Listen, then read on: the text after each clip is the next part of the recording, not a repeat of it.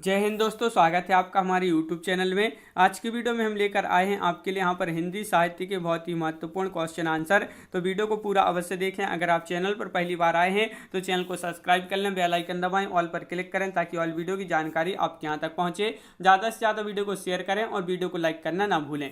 आज का अपने यहाँ से फर्स्ट क्वेश्चन है, हिंदी में तुलनात्मक आलोचना का शुभारंभ खालिस्तान ने किया है। यानी कि किसने किया है? भगवान दीन ने, मिश्र बंधु पद्मसेन या हजारी प्रसाद द्विवेदी। तो हिंदी साहित्य में तुलनात्मक आलोचना का जो शुभारंभ किया है वह किया है पद्मसेन शर्मा ने। तो पद्मसेन शर्मा विकल्प नंबर बी आपका यहाँ पर सही आंसर है। क्वेश्चन नंबर 103 पूछा है कि मनोवैज्ञानिक आलोचना के मूल में है, क्या है? ये आपके लिए 103 का सही आंसर बताना है। तो क्वेश्चन नंबर 103 का राइट आंसर बताइए। 4 विकल्प आपके यहाँ पर दिए गए हैं। महत्वपूर्ण क्वेश्चन पूछा गया है और आपका यहाँ पर जो सही आंसर होगा वह क्या होगा? तो व्यक्तिक चिंतन आपका यहाँ पर सही आंसर होगा। विकल्प नंबर डी राइट आंसर है आपका। ये क्वेश्चन आपके किसी न किसी एग्जाम में जरूर पूछे गए हैं, पीजीटी, टीजीटी, जीआईसी में।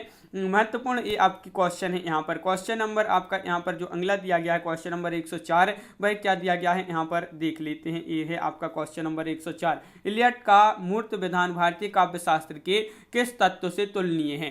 साधारणीकरण से, विभावना व्यापार या विभावन व्यापार या रीति या प्रतिभा। तो क्वेश्चन नंबर 104 का आपके लिए आंसर बताना है। 104 का आपका यहाँ पर जो सही आंसर है वह क्या होगा? तो विकल्प नंबर सी विभावन व्यापार आपका यहाँ पर सही आंसर होगा। विकल्प नंबर सी आपका यहाँ पर राइट आंसर, बिल्कुल सही। विकल्प नंबर सी आपका यहाँ पर राइट आंसर है। साधारणीकरण की सही व्याख्या यहाँ पर है। साधारणीकरण की सही व्याख्या क्या होगी यहाँ पर ये बताना है आपके लिए। ये आपके यहाँ पर 4 विकल्प दिए गए हैं। साधारणीकरण की सही व्याख्या बताना है तो आपका डी राइट आंसर है यहाँ पर कि साधारणीकरण वह व्यापार है जिसके द्वारा काव्य सृष्टि में कवि निर्मित पात्र व्यक्ति विशेष न बनकर सामान्य बन जाती हैं। तो ये जो है आपका यहाँ पर सही आंसर, विकल्प नंबर डी आपका यहाँ पर सही आंसर है, बिल्कुल सही। क्वेश्चन नंबर आपका 106 यहाँ पर पूछा क्या है? उन्नत मना शब्द का सही अर्थ क्या होगा? अच्छे भावों एवं विचारों से युक्त, या समान भावों एवं विचारों से युक्त, या सामान्य भावों एवं विचारों से युक्त, या उच्च भावों एवं विचारों से युक्त। तो ये आपका जीआई पीजीटी में पूछा गया क्वेश्चन है 2015 में और आपका यहाँ पर सही आंसर है उच्च भावों एवं विचारों से युक्त। आपका ये जो है उन्नत मना का अर्थ होगा। तो इस प्रकार डी आपका यहाँ पर सही आंसर है। अगला क्वेश्चन क्या पूछा गया है? देखिए अगला क्वेश्चन है आपका यहाँ पर, यद्यपि मैं खुद उर्दू का बड़ा पक्षपाती हूँ लेकिन मेरे विचार में हिंदी को विभाषा या बोली कहना उचित नहीं है। ये कथन बताना है। ये कथन किसका है? तो बताइए यहाँ पर। शिव प्रसाद सितारी हिंद, जॉर्ज गिरेसन, गारसा दत्तासी या राजा लक्ष्मण से हैं। तो क्वेश्चन नंबर 107 का आपका जो सही आंसर है कि ये जो कथन है वह किसका है? गारसा दत्तासी आपका यहाँ पर सही आंसर है। गारसा दत्तासी जिन्होंने बताया है, गारसा दत्तासी, उनका यहाँ पर सही आंसर है। अगला क्वेश्चन क्या पूछा गया है तो देख लेते हैं। देखिए क्वेश्चन नंबर 8 आपसे यहाँ पर पूछा गया है कि हिंदी का ऐसा कौन निबंधकार है जिसके ध्यान में लिखते समय बाण और दंडी रहा करती थी? रामचंद्र शुक्ल, महावीर प्रसाद द्विवेदी या गोविंद नारायण मिश्र या चंद्रधर शर्मा गुलेरी। तो बाण या दंडी और दंडी जो है इनके ध्यान में रहते थे। तो आपका यहाँ पर सही आंसर है क्या होगा? राइट आंसर क्वेश्चन नंबर 108 का सी गोविंद नारायण मिश्र। गोविंद नारायण मिश्र यानी कि विकल्प नंबर सी आपका यहाँ पर सही आंसर है। अगला क्वेश्चन क्या पूछा गया है? तो अगला क्वेश्चन यहाँ पर देख लेते हैं। देखिए ये रहा आपका अगला क्वेश्चन। क्वेश्चन नंबर 109 आपसे यहाँ पर पूछा है कि कविता मनुष्य को स्वार्थ संबंधों के संकुचित घेरे से ऊपर उठाती है। यह कथन किसका है? आचार्य रामचंद्र शुक्ल, श्याम सुंदर दास, आचार्य हजारी प्रसाद द्विवेदी, डॉक्टर नगेंद्र। जो कविता है यह मनुष्य को स्वार्थ संबंधों के संकुचित घेरों से ऊपर उठाती है। ये जो कथन है वह किसका है? तो आपका सही आंसर है आचार्य रामचंद्र शुक्ल, आपका यहाँ पर सही आंसर है, बिल्कुल सही। आचार्य रामचंद्र शुक्ल आपका राइट आंसर है। क्वेश्चन नंबर आपका 110 है, कविता अपने मूल रूप में जीवन की आलोचना है, ये किसने कहा है? ये किसने कहा है ये आपके लिए यहाँ पर बताना है। तो आपका यहाँ पर सही आंसर क्या होगा ये आप बताइए। यहाँ पर महत्वपूर्ण क्वेश्चन आपसे यहाँ पर पूछा गया है। तो मूल रूप से कविता मूल रूप से में जीवन की आलोचना है, ये जो कहा है किसने कहा है? तो आपका सही आंसर मैथ्यू अर्नोल्ड आपका यहाँ पर सही आंसर है। क्वेश्चन नंबर 111 पूछा है, कविता हमारे परिपूर्ण क्षणों की वाणी है, ये किसने कहा है? ये आपके महत्वपूर्ण क्वेश्चन है, तो बताइए क्या होगा इसका सही आंसर। महत्वपूर्ण क्वेश्चन पूछा क्या है, कविता हमारे परिपूर्ण क्षणों की वाणी है, ये जो किसने कहा है? निराला प्रसाद, महादेवी वर्मा या पंत? तो पंत आपका यहाँ पर सही आंसर होगा। पंत जिन्होंने बताया है उनका यहाँ पर सही आंसर है, बिल्कुल सही राइट आंसर बताया आप लोगों ने। अगला क्वेश्चन की ओर बढ़ते हैं। अगला क्वेश्चन क्या पूछा गया है तो देख लेते हैं। यहाँ पर आपका जो अगला क्वेश्चन है, क्वेश्चन नंबर 112 आपसे यहाँ पर क्या पूछा गया है, तो 112वां क्वेश्चन आपसे पूछा गया है कि सर्वोत्तम शब्द अपने सर्वोत्तम क्रम में कविता होती है, किसने कहा है? सर्वोत्तम शब्द अपने सर्वोत्तम क्रम में कविता होती है, किसने कहा है? तो क्वेश्चन नंबर 112 का आपका जो सही आंसर है कि ये जो कहा है भाई किसने कहा है, तो आपका सही आंसर है कॉलरिज ने कहा है। विकल्प नंबर सी आपका यहाँ पर सही आंसर है। क्वेश्चन नंबर 113 पूछा है, हमारे सबसे मधुर गान वे हैं जिसमें विवादपूर्ण भाव व्यक्त किए जाते हैं, पंक्ति किसकी है? ये पंक्ति आपके लिए यहाँ पर बताना है, ये पंक्ति किसकी है? तो 4 विकल्प आपके यहाँ पर दिए गए हैं। क्वेश्चन नंबर 113 और 113 का राइट आंसर है आपका विकल्प नंबर 1 यानी कि शैली आपका यहाँ पर सही आंसर है। शैली जिन्होंने बताया है उनका यहाँ पर सही आंसर है, बिल्कुल सही। क्वेश्चन नंबर 114 क्या पूछा है, आलोचना को कला की सजगता किसने कहा है? आलोचना को कहा है कला की सजगता, तो किसने कहा है ये आपके लिए बताना है। तो आपका यहाँ पर जो सही आंसर है क्वेश्चन नंबर 114 का, वह आपका यहाँ पर राइट आंसर 114 का विकल्प नंबर 1 आपका राइट आंसर है। मिडलटन मरी आपका यहाँ पर सही आंसर है, विकल्प नंबर 1। अगला क्वेश्चन है, चिंता एक है, वाक्यांश में रिक्त स्थान की पूर्ति हेतु सही शब्द चुनना है। चिंता एक खाली स्थान है, यहाँ पर आपका जो यहाँ पर इस वाक्य में आपके लिए बताना है क्या होगा, तो आपका राइट आंसर है चिंता एक है, रोग व्याधि कष्ट या आदि, तो आपका यहाँ पर सही आंसर होगा आदि आपका राइट आंसर है, विकल्प नंबर डी आपका सही आंसर होगा। मानसिक पीड़ा की संज्ञा है आदि है, ये आपके लिए याद रखना है। शारीरिक पीड़ा को व्याधि कहते हैं और चिंता एक मानसिक पीड़ा है, कष्ट प्रायः शारीरिक होता है। अगला क्वेश्चन यहाँ पर क्या पूछा गया है, तो क्वेश्चन नंबर आपका 116 पूछा गया है, इनकी सी विशुद्ध सरस एवं शक्तिशालिनी ब्रजभाषा लिखने में और कोई कवि समर्थ नहीं हुआ है। आचार्य रामचंद्र शुक्ल ने किस कवि के बारे में ये टिप्पणी की है? ये टिप्पणी किसने की है? शुक्ल जी ने की है। तो किस कवि के बारे में की है? देव, घनानंद ठाकुर या इनमें से कोई नहीं, तो आपका सही आंसर है घनानंद के बारे में ये टिप्पणी की है आचार्य रामचंद्र शुक्ल जी ने। अगला क्वेश्चन क्या पूछा गया है, तो अगला क्वेश्चन आपसे यहाँ पर पूछा गया है कि प्रिंस ऑफ वेल्स की भारत यात्रा का विस्तृत और ब्यौरेवार वर्णन युवराज की यात्रा शीर्षक से किसने किया है? तो ये जो किया है युवराज की यात्रा शीर्षक से क्या है? सत्यदेव परिव्राजक ने, मौलवी महेश प्रसाद, भगवान दीन दुबे या चंडी प्रसाद सिंह ने? तो ये जो किया है वर्णन, ये किसने किया है? चंडी प्रसाद आपका यहाँ पर राइट आंसर है, विकल्प नंबर सी आपका यहाँ पर राइट आंसर, बिल्कुल सही, विकल्प नंबर सी राइट आंसर है।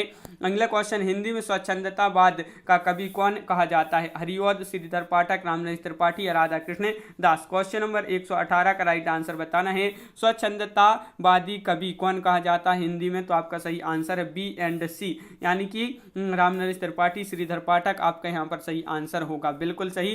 तो ये आपके लिए याद रखना है। अगला क्वेश्चन क्या पूछा गया है, तो अगला क्वेश्चन आपका ये रहा यहाँ पर आपका क्वेश्चन नंबर 119 क्या पूछा गया है यहाँ पर देख लेते हैं। क्वेश्चन नंबर 119 को देखिए, यहाँ पर रोमांटिसिज्म के लिए हिंदी में स्वच्छंदतावाद का प्रयोग सर्वप्रथम किसने किया है? रोमांटिसिज्म के लिए बताना है तो भारतेंदु ने या महावीर प्रसाद द्विवेदी, आचार्य रामचंद्र शुक्ल या सुमित्रानंदन पंत? तो क्वेश्चन नंबर आपका यहाँ पर है 119 और 119 का आपका जो सही आंसर है तो वह आपका आचार्य रामचंद्र शुक्ल, विकल्प नंबर आपका सी यहाँ पर राइट आंसर है। विकल्प नंबर सी जिन्होंने बताया है उनका सही आंसर है। स्वच्छंदतावाद की विशेषता नहीं है, देखिए नहीं पूछा है आपसे यहाँ पर। प्रकृति पर्यवेक्षण, कथा, गीत, प्रयोग, प्रेम चित्रण, ब्रजभाषा में रचना। तो क्वेश्चन नंबर 120 का सही आंसर बताना है। स्वच्छंदतावाद की विशेषता नहीं है, तो 120 का आपका राइट आंसर है। नहीं है पूछा है तो ब्रजभाषा में रचना, ये जो है आपका सही आंसर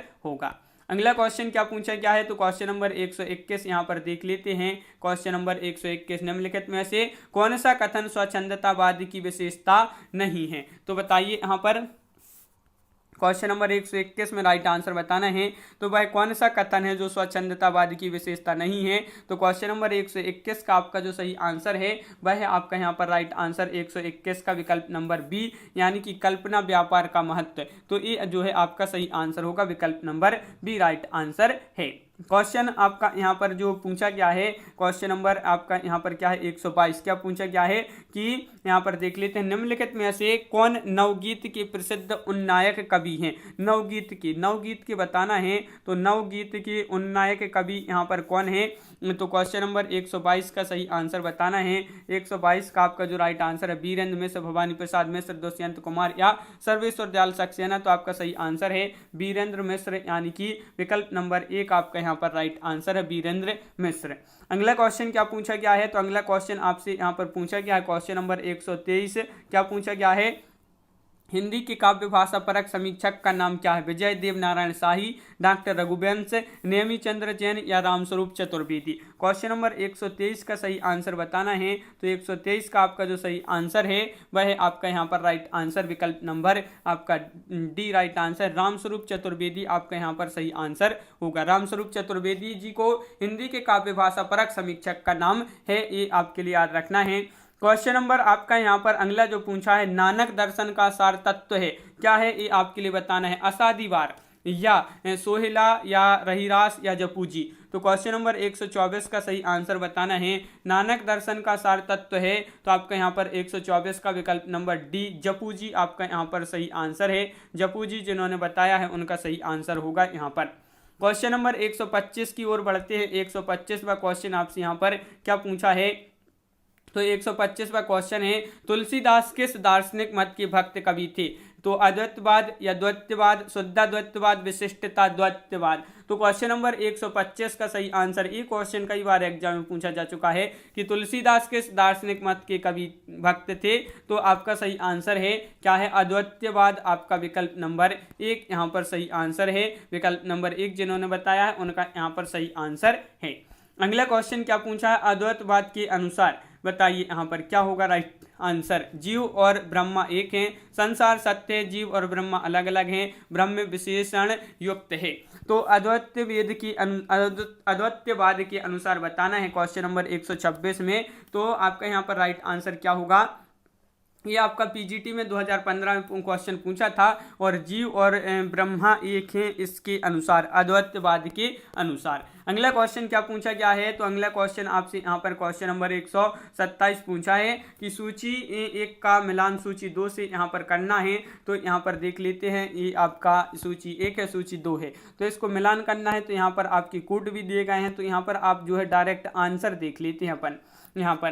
तो शुद्ध द्वैतवाद तो वल्लभाचार्य, अद्वैतवाद शंकराचार्य, विशिष्टता द्वैतवाद रामानुजाचार्य, द्वैतवाद मध्वाचार्य, ये आपकी सूची यहाँ पर सम्मिलित है। तो बिल्कुल सही। अगला क्वेश्चन क्या पूछा गया है यहाँ पर देख लेते हैं। अगला क्वेश्चन है आपका, द्वैतवाद किस आचार्य द्वारा प्रवर्तित संप्रदाय है? निम्बार्काचार्य, रामानुजाचार्य या विष्णु स्वामी या मध्वाचार्य। तो अब भी पढ़ा आपने, यहाँ पर क्या पढ़ा है? यहाँ पर देखिए ये द्वैतवाद है, ये मध्वाचार्य है, तो आपका यहाँ पर मध्वाचार्य विकल्प नंबर डी राइट आंसर है, बिल्कुल सही। जीआईसी प्रवक्ता परीक्षा में पूछा गया ये क्वेश्चन है आपका। क्वेश्चन नंबर 129 पूछा गया है आपसे यहाँ पर, शुद्धाद्वैतवाद दर्शन के प्रवर्तक हैं शंकराचार्य, वल्लभाचार्य, मध्वाचार्य या विष्णु स्वामी। तो क्वेश्चन नंबर 129 का आंसर बताना है, शुद्धाद्वैतवाद दर्शन के प्रवर्तक कौन है? तो 129 का आपका विकल्प नंबर सी वल्लभाचार्य। वल्लभाचार्य आपका यहाँ पर सही आंसर है। महत्वपूर्ण क्वेश्चन पूछा गया है, वल्लभाचार्य आपका यहाँ पर सही आंसर है। क्वेश्चन नंबर 129 क्या पूछा गया है? सूची 1 को यहाँ पर भी सूची 2 से जो है सम्मिलित करना है। तो यहाँ पर आगे के जो विकल्प यहाँ पर दिए गए हैं, क्या दिए गए हैं यहाँ पर देख लेते हैं। क्या है आपका यहाँ पर एक कूट भी दिए गए हैं, तो आप यहाँ पर डायरेक्ट सूची देख लेते हैं। यहाँ पर जो सम्मिलित है अपनी सूची, विशिष्टता द्वैतवाद तो इसके हो जाएंगे रामानुजाचार्य, द्वैतवाद के हो जाएंगे मध्वाचार्य, शुद्धाद्वैतवाद के हो जाएंगे विष्णु स्वामी, और द्वैतवाद जो है निम्बार्काचार्य हो जाएंगे। तो इस प्रकार ये जो है सूची सम्मिलित हो गई। रामानुज ने श्री संप्रदाय में किसकी उपासना होती है? रामानुज के जो श्री संप्रदाय है इसमें किसकी उपासना होती थी, शंकर, विष्णु, ब्रह्मा या लक्ष्मी। तो क्वेश्चन नंबर 131 का सही आंसर बताना है। इसमें जो उपासना होती थी वह होती थी किसकी? विष्णु जी की। विष्णु आपका यहाँ पर सही आंसर है। विष्णु जिन्होंने बताया है उनका यहाँ पर सही आंसर है विकल्प नंबर सी। क्वेश्चन नंबर 132 यहाँ पर पूछा गया है आपसे, क्या पूछा है? कविता के लिए बड़ी बोली के पक्ष में आंदोलन की शुरुआत की। प्रेमघन ने, भारतेंदु ने, जगन्नाथ दास रत्नाकर ने, अयोध्या प्रसाद खत्री ने। क्वेश्चन नंबर 132 का सही आंसर बताना है। 132 का आपका राइट आंसर क्या होगा? कविता के लिए बड़ी बोली के पक्ष में आंदोलन की शुरुआत की थी, तो यह की थी किसने? अयोध्या प्रसाद खत्री जी आपका यहाँ पर राइट आंसर है। ये आपका महत्वपूर्ण क्वेश्चन है, विकल्प नंबर डी राइट आंसर है। क्वेश्चन आपका यहाँ पर जो अगला पूछा गया है क्वेश्चन नंबर 133, भारत में सबसे पहला पंचमी रंगमंच की स्थापना खालिस्तान में हुई थी। तो पश्चिमी जो रंगमंच है यहाँ पर तो पश्चिमी रंगमंच की स्थापना खालिस्तान में हुई थी, मुंबई में, बंगाल में, उज्जैन में, कर्नाटक में। क्वेश्चन नंबर 133 का सही आंसर आपका यहाँ पर क्या होगा? 2015 में एक क्वेश्चन पूछा गया है और बंगाल आपका यहाँ पर सही आंसर है। भारत में सबसे पहला जो पश्चिमी रंगमंच है इसकी स्थापना हुई थी, ये हुई थी कहाँ पर? बंगाल में। तो विकल्प नंबर सी आपका यहाँ पर सही आंसर है। अगला क्वेश्चन है, नाटक का अभिनय रंगमंच के जिस अगले स्थान पर होता है उसका नाम क्या है? ये आपके लिए बताना है। तो नाटक का अभिनय रंगमंच के जिस अगले स्थान पर होता है उसका नाम क्या है? रंगपीठ है, रंगशीर्ष है, नेपथ्य है या मतवारणी है? तो आपका यहाँ पर सही आंसर है यहाँ पर रंगपीठ है। क्या है? रंगपीठ, यानी कि विकल्प नंबर एक जो आपका यहाँ पर दिया गया है ए, वह आपका यहाँ पर सही आंसर है। देखिए रंगमंच में दो भाग होते हैं, पिछले भाग को रंगशीर्ष जबकि सबसे आगे वाले भाग को रंगपीठ कहा जाता है। इन दोनों के बीच में जौनिका रहती है और अभिनय का मुख्य स्थल रंगपीठ होता है। तो अभिनय का मुख्य स्थल क्या होता है ये याद रखना है, तो वह होता है रंगपीठ। क्वेश्चन नंबर 135 पूछा है, रंगमंच पर पर्दे का पीछे का स्थान क्या कहलाता है? तो ये आपका महत्वपूर्ण क्वेश्चन है, अब भी यहाँ पर पढ़ा है क्या कहलाता है, तो जल्दी से बता दीजिए। बिल्कुल सही राइट आंसर बता है, नेपथ्य कहलाता है। क्या कहलाता है? नेपथ्य कहलाता है। तो ये आपके लिए यहाँ पर याद रखना है, नेपथ्य आपका राइट आंसर है। देखिए पर्दे नेपथ्य रंगमंच का वह भाग होता है जो दर्शकों की दृष्टि से ओझल रहता है, अर्थात पर्दे के पीछे का वह स्थान होता है जहाँ अभिनेता रंगमंच पर आने से पूर्व उपरोक्त वेशभूषा धारण करते हैं। तो ये जो भाग होता है ये दर्शकों से कैसा होता है? ओझल रहता है, यानी कि दर्शकों को ये जो दिखता नहीं है, ये भाग पर्दे के पीछे वाला ये स्थान होता है। तो इसको जो है क्या कहते हैं? नेपथ्य कहते हैं। तो इस प्रकार अपने यहाँ पर बहुत ही महत्वपूर्ण क्वेश्चन कंप्लीट हुए। कैसा लगा ये वीडियो आप कमेंट में जरूर बताएं, और अगर आप चैनल पर पहली बार आए हैं तो चैनल को सब्सक्राइब कर लें, बेल आइकन दबाएं, ऑल पर क्लिक करें ताकि ऑल वीडियो की जानकारी आपके यहाँ तक पहुँचे। ज़्यादा से ज़्यादा वीडियो को शेयर करें और वीडियो को लाइक करना ना भूलें। तो आज की वीडियो में बस इतना ही। सभी के लिए बहुत बहुत धन्यवाद। सभी के लिए जय हिंद।